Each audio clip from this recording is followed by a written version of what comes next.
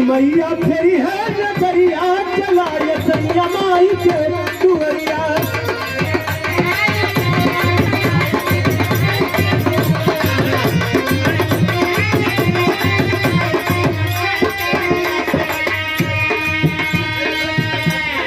तीसर की बात वो दीदी बतौली दीपक भैया क्या कहेंगे।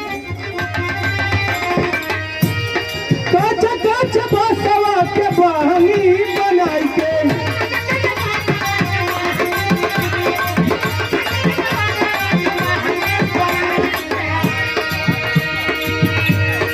गोरख बाबा सोनावा कमले से केली आई के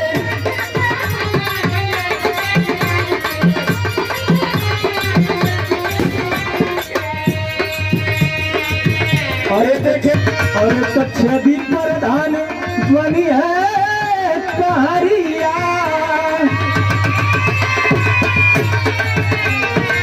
यह गोरख बाबा ध्वनि है कहरिया चलाए सैया माई के दुअरिया।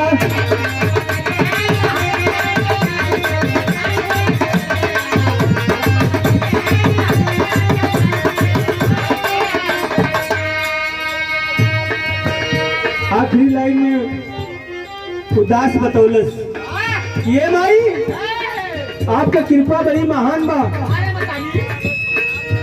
हमारे मतारी ना हो हमार मतारी तो है हमारे बाबू का भी माई हमारे बाबू के बाबू का भी माई हो सारे संसार का मतारी हो। जैसा शक्ति हो वैसा आपका सेवा करेला क्या कहे बाबा।